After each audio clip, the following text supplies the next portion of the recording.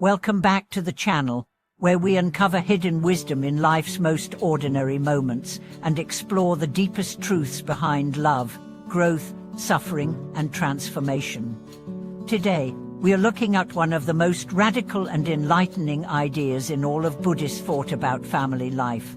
What if your children are your Dharma teachers? We usually think of Dharma teachers as monks, nuns, wise sages on mountains, or authors of ancient scriptures. But what if your true spiritual teacher wears pajamas, spills juice on the floor, throws tantrums at bedtime, or asks questions you can't answer? What if the child you're raising is actually raising you into a wiser, more compassionate, more awakened version of yourself? In this episode, we are going to explore the revolutionary Buddhist perspective that sees children not only as spiritual beings, but as Dharma messengers, embodying teachings that can bring you closer to truth, liberation, and enlightenment if you're willing to listen. This isn't about being the perfect parent. It's not about using children for your own spiritual gain. It's about recognizing that in parenting, when done with mindfulness and humility, every moment becomes the path. Every tantrum, every question, every hug, every sleepless night is a piece of the Dharma puzzle you were meant to receive. Let's begin with a simple but powerful teaching from Thich, one of the most beloved Zen masters of the modern era. When you are with your child, be with them 100%. If you can learn to listen deeply to your child, you will understand the universe. Pause on that.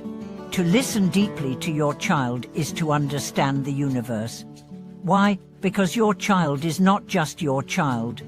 They are an expression of life. They are karma manifest. They are pure mind, raw, open, spontaneous, and honest. They are everything the Dharma seeks to impermanence, interconnection, suffering, joy, and the possibility of liberation. Let me tell you a story. Emmy was a long-time Vipassana practitioner. Years of silence, retreats, teaching others. When her daughter Maiko was born, she thought her practice would prepare her for the challenge. But nothing had prepared her for Miko's constant demands, emotional waves, and refusal to obey the quiet lifestyle. One morning, after a rough night of teething and tantrums, Emmy was exhausted.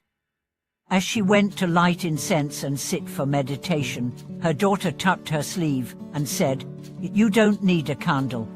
I am your bell." Emmy wept. In that moment, she realized the Dharma was not over there, on the altar. It was here, in this small being who demanded presence, love, and truth. That is the shift. That is awakening.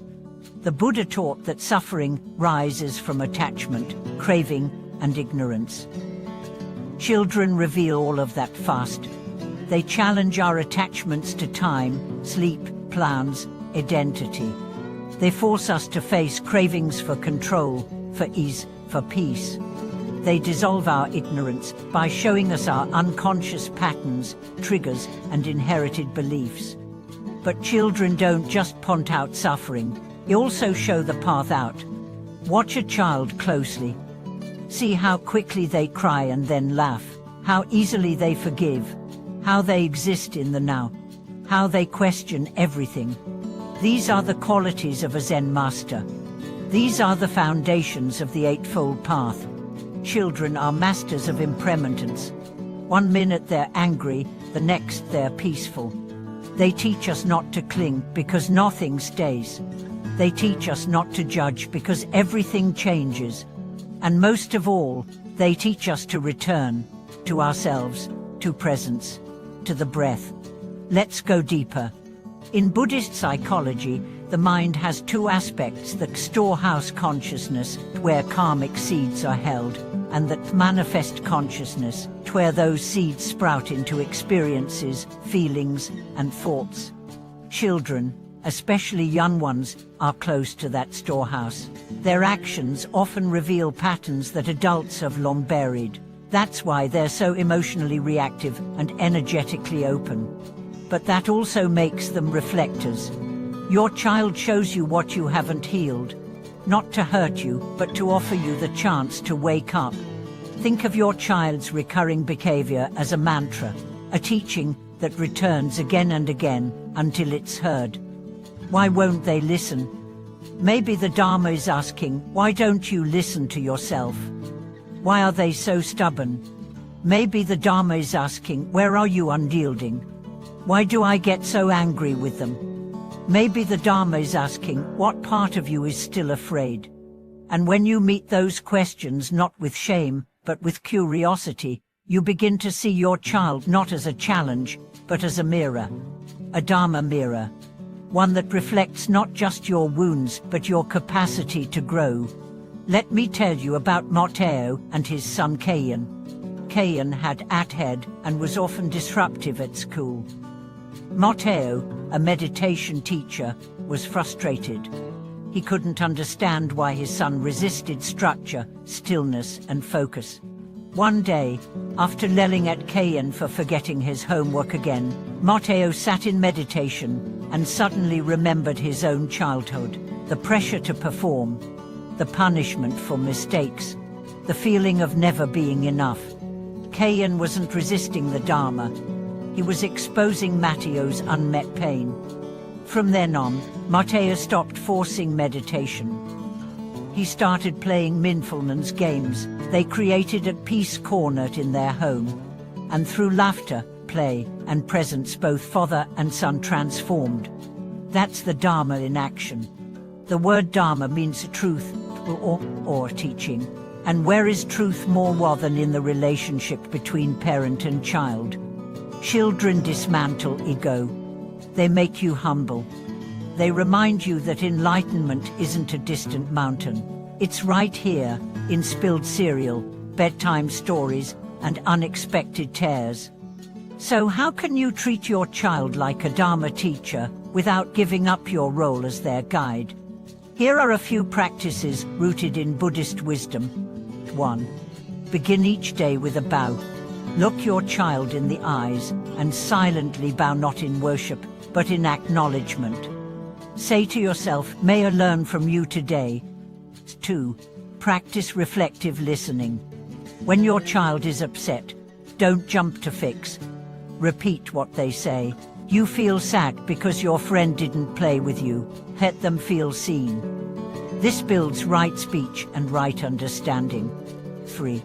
Share your inner practice. Tell your child when you're meditating. Invite them to sit with you, even for 1 minute. Let them see that practice is part of life, not a performance. 4.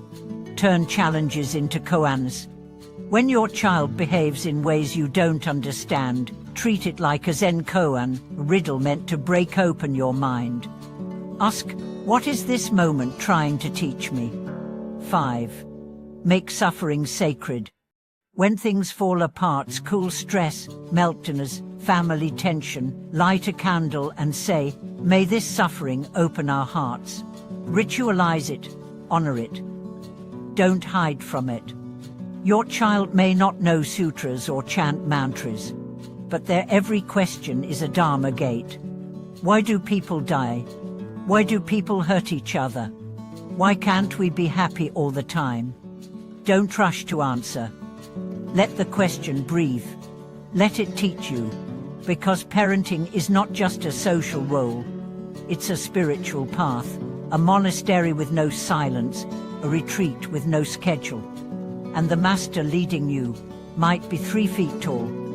If today's message resonated with you, share in the comments, what has your child taught you that no teacher or book ever could?